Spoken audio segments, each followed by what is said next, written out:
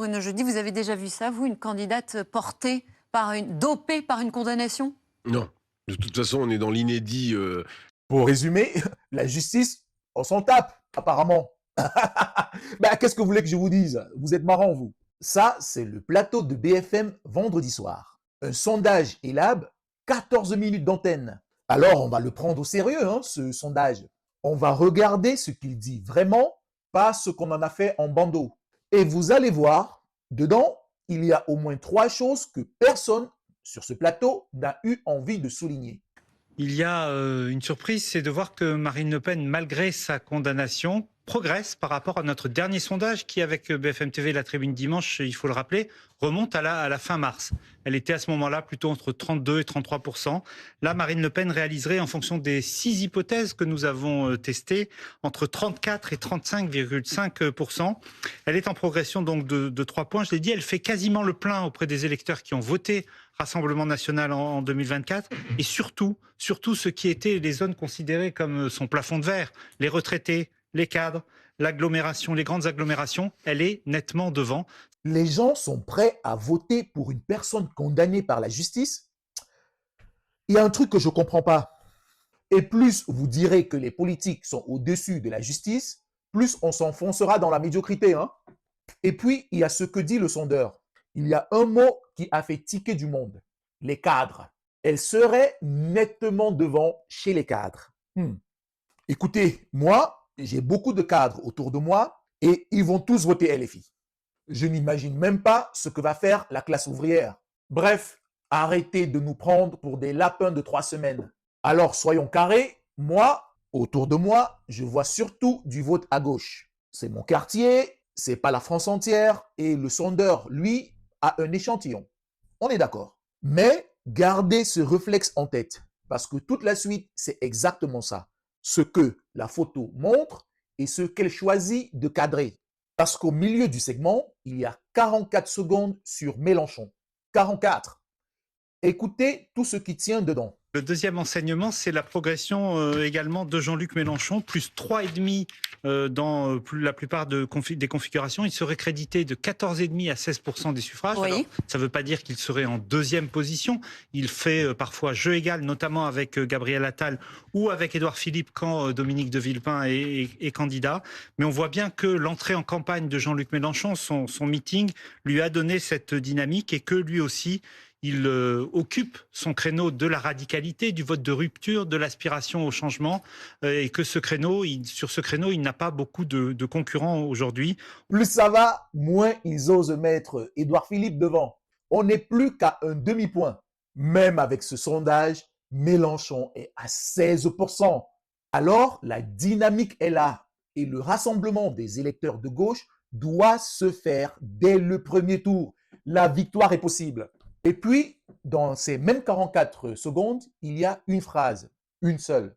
Elle passe entre deux autres, sans bandeau, sans commentaire. La voilà. On voit également la progression chez les jeunes actifs. Ouais. Jean-Luc Mélenchon est en tête chez les 18-35 ans.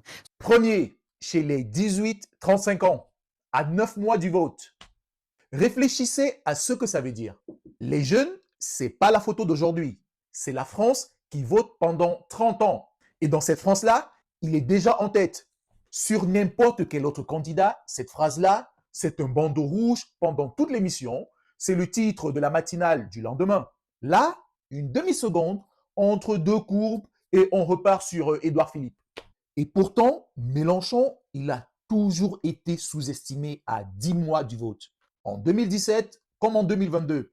Et cette fois encore, la surprise viendra de là, des jeunes. Parce que faire une campagne sur un programme, à la fin, ça marche. Surtout auprès de ceux qui vont le vivre, ce programme. Alors, troisième personnage du sondage, Édouard Philippe.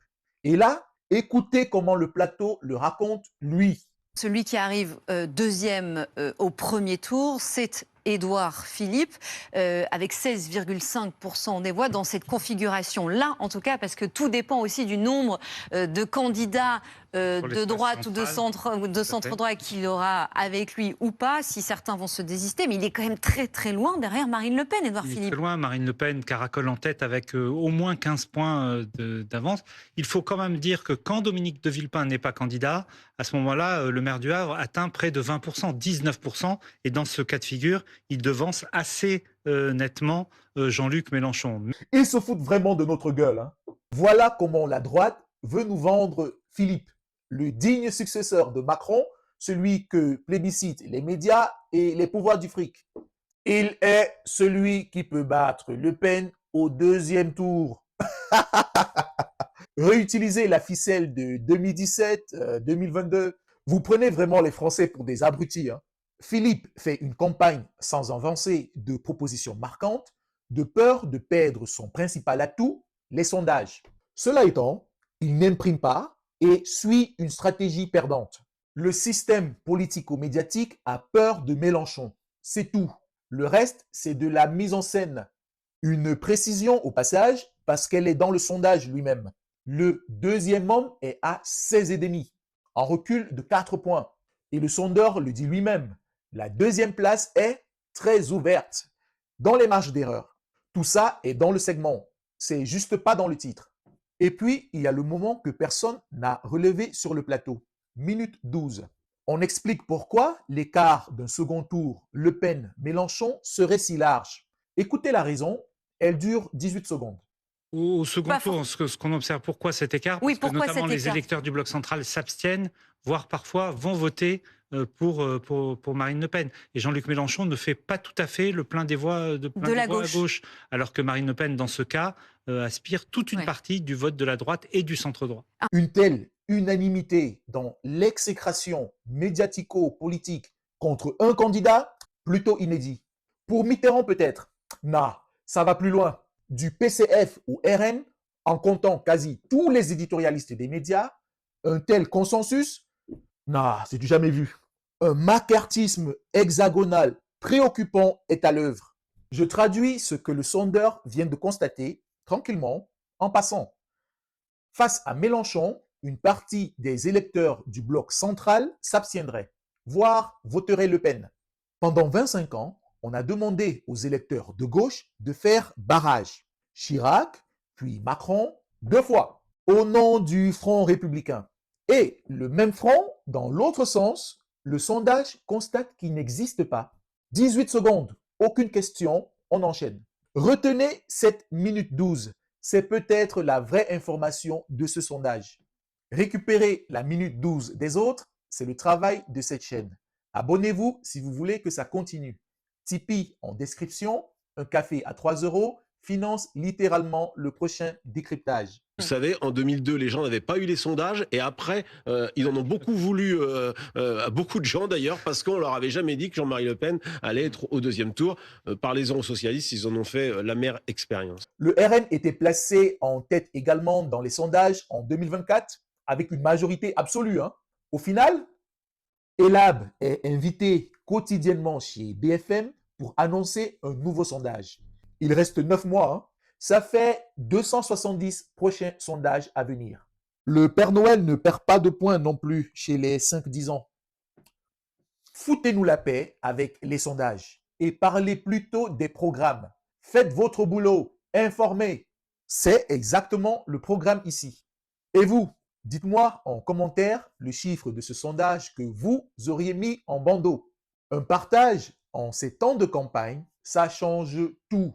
C'est vous qui décidez ce qui circule.